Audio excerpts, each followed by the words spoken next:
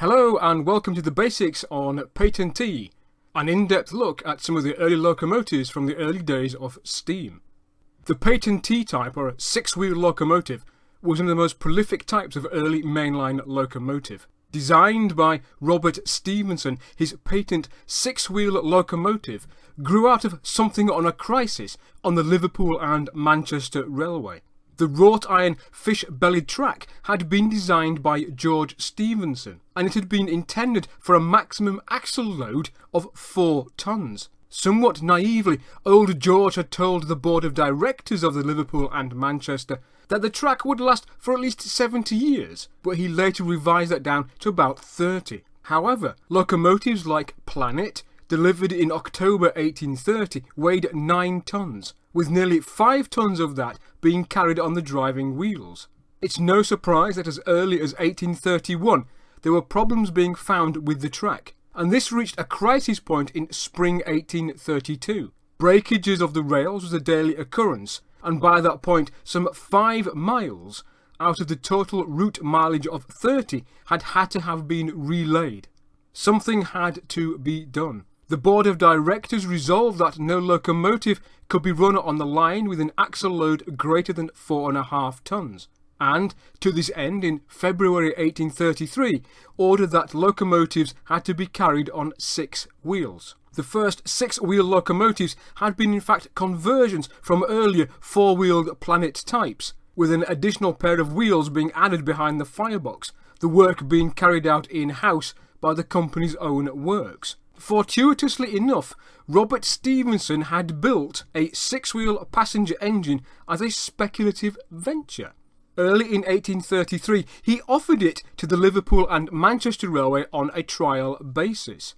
These initial trials were not successful, however, as the long fixed wheelbase of the engine damaged the track, especially the curves, points and crossovers. It was also too long to fit on the existing turntables. Yet, despite the teething trouble, this locomotive was purchased in May 1834 for the sum of £1,000, so long as the flanges were turned off the driving wheels so that they did not damage the track. The engine was sent to Charles Taylor and Company at Newton-le-Willows in Cheshire for this work to take place, and the final cost of £300 being deducted from the amount paid for the engine. Flangeless driving wheels formed part of Robert Stephenson's patent for his 6-wheel engine. This was dated the 7th of October 1834. The use of 6 wheels meant that the overall axle load could be reduced. Additional wheels behind the firebox prevented a phenomenon known as hunting. It also meant a bigger boiler and firebox could be carried, and the patent also included the use of an efficient steam brake. Finally taken into use at the end of 1834, this 6-wheel locomotive was duly named the Patentee. Patentee, however, was one of those very unlucky engines. In March 1836, she collided with the Leeds, a Planet type built, quite fittingly, in Leeds. Then in April of the same year, her front axle broke while she was hauling a first-class passenger train at speed. Because the driving wheels had no flange, the only wheels capable of keeping her on the track were the trailing wheels behind the firebox. Patentee derailed in a spectacular fashion. Unable to keep to the track, Patentee, followed by her tender and 2 first-class coaches, tumbled over the side of the steep embankment near Bury Lane. No passengers were hurt, but the enginemen and firemen were badly bruised. Henry Booth, the general manager of the line, carried out a detailed investigation and wrote an accident report. He blamed the severity of the accident on the inability of a 6-wheeled locomotive with flangeless driving wheels from being able to keep to the track if an axle broke. It was therefore ordered that Patentee be fitted with new flanged driving wheels. It was also found that her weight distribution was poor, with too much weight being carried on the leading axle, causing it to eventually break under the strain. Booth ordered the springs adjusting until there was a more equal weight distribution. But this was not an end to the woes of poor old Patentee. 1838 was an annus horribilis. In January, she was involved in a collision on the Whiston Incline. In April, her fireman, a young lad named Daniel McVie, was crushed to death when attempting to uncouple the tender water hoses at the engine shed in Manchester. Things just went from bad to worse. In October, she was involved in yet another collision, this time fatal, at Newton Junction. And then finally, in November 1838, whilst working a 200-ton goods train up the Whiston Incline, she exploded. On that fateful day, Patentee had been the pilot engine, double-heading, coupled to the train engine, the Fury. This train consisted of 43 goods wagons and made a total gross trailing load of over 200 tons. As per regulation, every train was to be assisted from the rear, known as banking, by an additional engine which was on standby duty. Furthermore, standing orders also noted that heavy trains were to be divided before being taken up the inclines. One half was to be left at the bottom and the siding, whilst the other half was taken up. Yet, on that fateful November morning, the banking engine on duty was the newly arrived Lion, driven by Leeds lad Joseph Greenall. So proud was he of his new engine that somehow he managed to persuade Charles Warburton, the old and experienced driver of the Patentee, not to divide the train.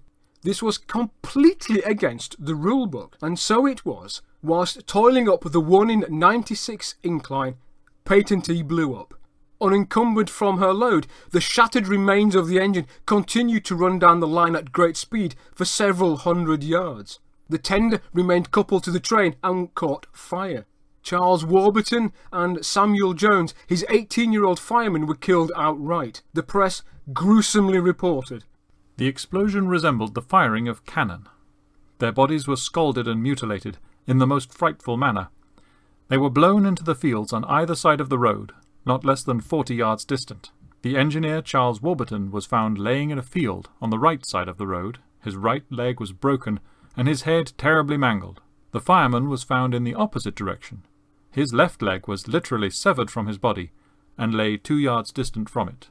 At the inquest, Charles Warburton was blamed for tampering with the safety valve, or letting the water level drop too low. But John Melling, the locomotive superintendent, found no evidence of tampering or mismanagement of the boiler. Instead, on closer examination, it was found that the backplate of the firebox had been badly made. Instead of being secured to the boiler barrel with angle irons, the edge of the plate had been turned over to make a flange, but in that process had started to crack, as the metal had not been hot enough when the flange had been formed. To make matters worse, the drag pin, which took the entire load of the train, was riveted to this faulty plate. It's no wonder that when under extreme load, the plate parted company with the rest of the boiler. But despite this tragedy, this was not the end of Patentee. She was rebuilt with a new boiler and put back into service, lasting for another 2 years before being finally cut up early in 1841. Whilst a titular member of the class may have been indeed an unlucky engine, the Patentee type proved to be a solid piece of design, and the 222 passenger locomotive became the mainstay of British and European railways for the next 40 or so years. The first locomotive in Germany, built by Robert Stephenson and Company, De Atzler, was a Patentee.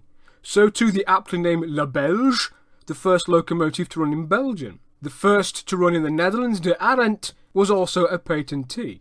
So too was Bayard, the first locomotive in Italy. Class survivors include Lion in Britain and Ajax in Austria. So those are the basics on Patentee, an unlucky prototype for a class of locomotive which was built in large numbers in Britain and Europe, both as a 222 for passenger trains, or as an 042 or the odd 240 for working goods trains. There was even an 060 variant, the progenitor of the classic British inside cylinder 060 goods engine. If you have enjoyed this video, please like, share and subscribe. And to find out more about Patentee and her sisters, perhaps you'd like to check out my book, Locomotives of the Liverpool and Manchester Railway, coming soon from Pen and Sword Transport.